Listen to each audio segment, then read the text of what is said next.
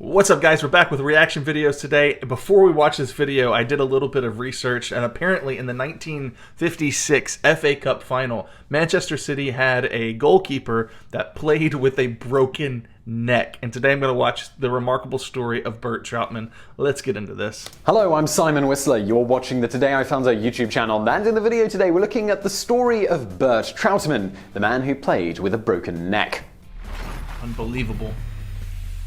Bert Trautmann was born on October the 22nd, 1923 in Bremen in Germany. Blue-eyed and blonde-haired, Trautmann was the product of a tumultuous political climate within the post-World War I country. He grew up surrounded by Nazi ideology, including blaming the Jews for the country's economic problems and believing certain Germans, such as himself, were members of the master race. So it's not so surprising that he joined what would become the Hitler Youth when he was 10 years old. He later said of this, "At that age, you just wanted adventure. It was like the Boy Scouts. It was fun. Sport, sport, sport. The idea that we were Nazis at the time is nonsense. The indoctrination came later."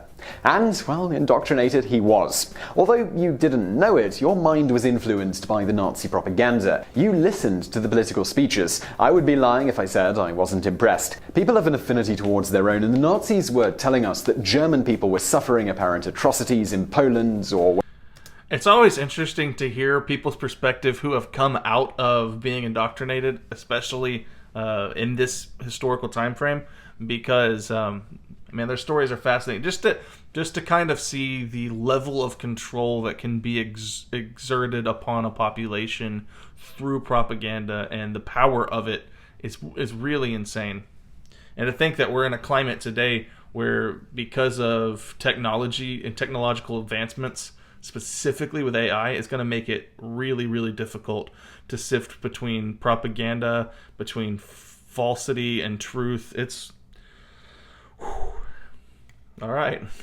Wherever. That's We didn't realize the power of propaganda. Hitler seized his chance in a country of turmoil. He said, "If you vote for me, I'll get you this and I'll do that." People had no idea that he was preparing himself for war and to occupy Europe. They just wanted food and prospects for their families. When the war broke out, he eagerly volunteered for the German army. Most of my friends did too. We didn't think why or for what. Hitler had influenced the education system to such an extent that we didn't form opinions. We were indoctrinated. There was peer pressure to join the Hitler Youth, and then the force... They were told what to think, not how to think, yeah. ...is proper. People say, why? But when you're a young boy, war seems like an adventure. Then, when you're involved in fighting, it's very different. You see all the horrible things that happen. The death, the bodies, the scariness. You can't control yourself. Your whole body is shaking, and you're making a mess in your pants. He initially trained to become a radio operator, but he proved less than adept at the tasks involved and switched gears to become a paratrooper instead. As such, Trautmann, only a month out of paratrooper training, joined other German soldiers in invading Russia in June of 1941. He later stated, "We just followed orders. We didn't know that Moscow was the ultimate target, and we seldom had face-to-face contact with the enemy. You could hear the guns, but you never saw people die." However, that October marked the 18-year-old's first experience with the brutality of Hitler's ideology, and the experience, well, it left a mark on him. Trautmann and another soldier set out to investigate gunshots heard in a nearby forest, and they stumbled upon a mass execution conducted by the notorious Einsatzgruppen, also known as the SS. It was hard to take in. There were trenches dug in the ground about 3 meters deep and 50 meters long, and people were being herded into them and ordered to lie face down, men, women, and children. Einsatzgruppen officers stood above. All right. I came into this video with the intention of learning about a player from Manchester City who played with a broken neck, and here I am having to face World War II history and learn about war crimes and atrocities. Which, hey, I love history, so I'm down to learn about atrocities. But I was hoping for a more lighthearted sort of video. All right, let's get back to it. Legs astride, shouting. A firing squad was lined up at the edge of the trenches, shooting into them. For a while, everything went quiet, and then another group was ordered forward, and the firing squad shot another salvo into the trench. After witnessing this, the pair very carefully crawled away from the site. Had they been discovered by the SS, they would have wound up in the trench too. After spending nearly 3 years on the Eastern Front, including being captured by the Russians and later escaping, Trautmann's regiment was moved west. At this point, Trautmann was one of about 100 soldiers left in his regiment, which was 6,000 strong when it entered Russia. Then, in March of 1945, he decided that it had enough. Nearly everyone in his unit was dead anyway, so he deserted from the German army. This was no small decision. He stated later, "I realized that war wasn't good. You couldn't desert though, because the SS would pick you up if you strayed too far. They would shoot you or send you to the front with the youngest soldiers." Nevertheless, with no papers granting leave, he decided to risk it and head for his home in Bremen, attempting to avoid soldiers from both sides of the fight. "I wandered through fields until night fell. I found myself close to a village. It was unerringly quiet. Something didn't quite seem right, and I went into a farmhouse for shelter. From nowhere, Americans jumped on me. They soon made him turn around and put his arms above his head. Then I heard their guns click. They were about to shoot me, but they didn't. I've no idea why, but the officer just told me to clear off. So I did. I ran and ran over hedges and through fields. I ran straight into 6 camouflaged British soldiers. They were less forgiving." The young soldier, who had been awarded 5 medals, one of which was the Iron Cross, and all of which he'd later toss in the garbage for his acts during the fighting, was shipped to England to the POW camp at Kempton Racecourse. Later he was transferred to Camp 180 in Cheshire. However, a problem arose in the camp, not so much from the POWs towards their captors or vice versa, but rather between the Germans. Many of the captured POWs were ardent anti-Nazis, while others were Nazis to the core, and then there were those who were in between.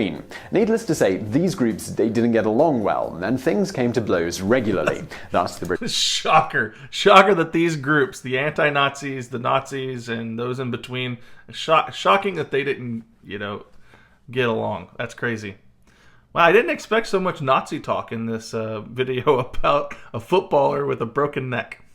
British had to divide them up, separating them based on their political opinion. The groups were Group A, anti-Nazis, Group B, those who were more or less politically neutral, and Group C, those who were thoroughly indoctrinated with Nazi ideologies. Having been raised on Nazi propaganda, despite being somewhat disillusioned at this point, Trautmann still held to these ideologies and was placed in Group C. He later stated, "When people ask me about life, I say my education began when I got to England. I learnt about humanity, tolerance, and forgiveness."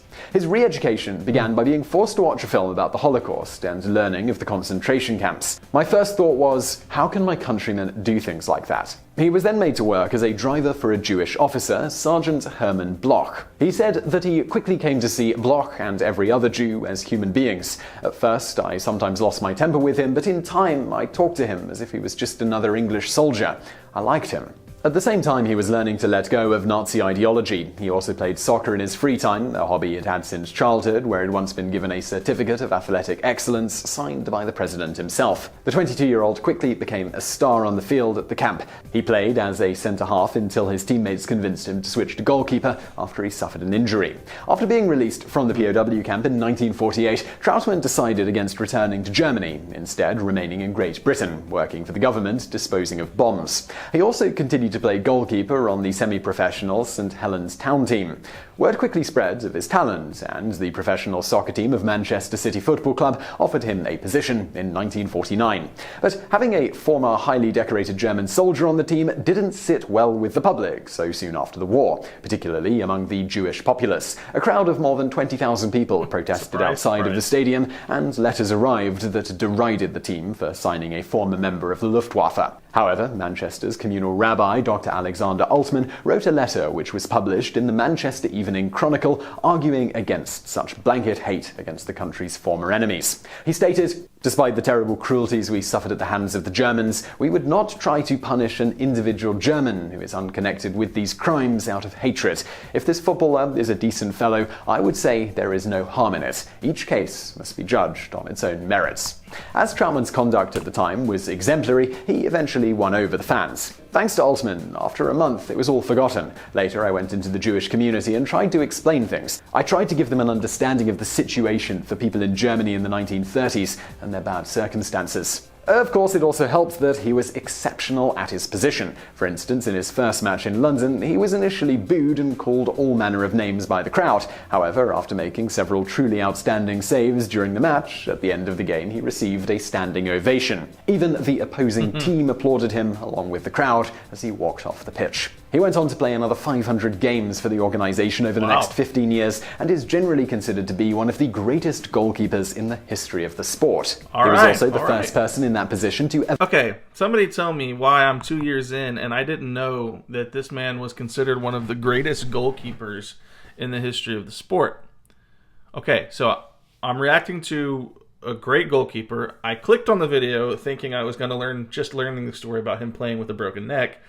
I get this long, very interesting and very thorough history of his exploits as a highly decorated German soldier, a part of the Nazi party, and then his re-education and his becoming a more upstanding citizen. And now I'm getting to find out that I should have already known about this footballer. Like, how did I not know about the greatest goalkeeper?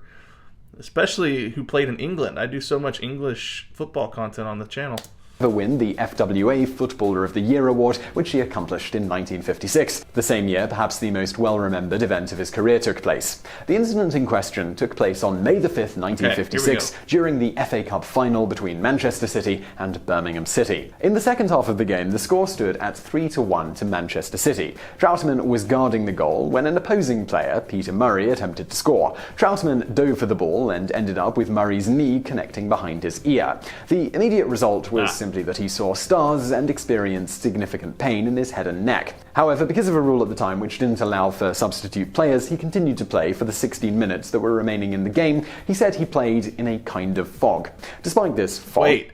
So, oh my word. So I'm learning so much about the sport now. So now, okay, I knew that originally, a while back, you could have 3 subs, and now it's extended to 5 substitutions.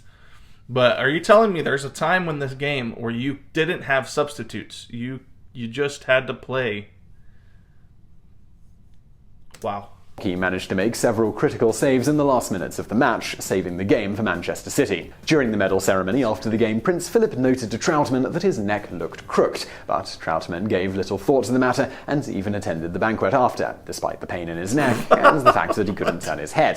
The next day, he did go to see a physician who told him it was nothing to worry about and just a crick in his neck that would resolve itself in time. But the pain continued and was so severe that 3 days later he decided to get a second opinion. This is when an X-ray revealed that he had 5 That's a good thing you got a second opinion. Also, how can a medical professional not recognize a broken neck? I know sometimes going back and thinking, if you just look at the last 40, 50, 60 years, you could be like, how did physicians ever think this? And then you realize that the medical community, they're learning things and, obviously, but it feels like, just from my vantage point, if you call yourself a physician or a doctor, you ought to be able to recognize when a neck is broken. I wonder how, I don't know the history very well. I wonder how prevalent X-rays actually were in the 50s. I could be overstating my case here. Dislocated vertebrae, one of which had been completely cracked in 2. The only reason he'd avoided being paralyzed and possibly being killed after the initial kick, and as he dove around in the game later on, was that the other dislocated vertebrae had wedged themselves tightly against the broken one, preventing the 2 broken pieces from moving. Despite this injury, after it healed, he continued to play and finally retired as a player in 1964. Among other awards he received in his lifetime, the significant role he played in normalizing British and German relations after World War II led to Queen Elizabeth II appointing him an honorary officer of the Order of the British Empire. He died 8 years later at the age of 89 in his home in Spain. So I really hope you enjoyed that video. If you did, please do hit... Alright, what a fun, it's a fun video to learn a little bit about the history of the sport. And Bert Troutman, what a legend! I didn't know much about his goalkeeping and how good he was, or how he's considered to be one of the greatest to ever play that position. But also fascinating that he played with a broken neck. Wow, I learned a lot in this video. Let me know what you thought in the comments down below. If you like this video, go ahead and like it for me. Share it with your friends. Subscribe to the channel. We're on the road to 25,000 subscribers, and I can't wait to get there.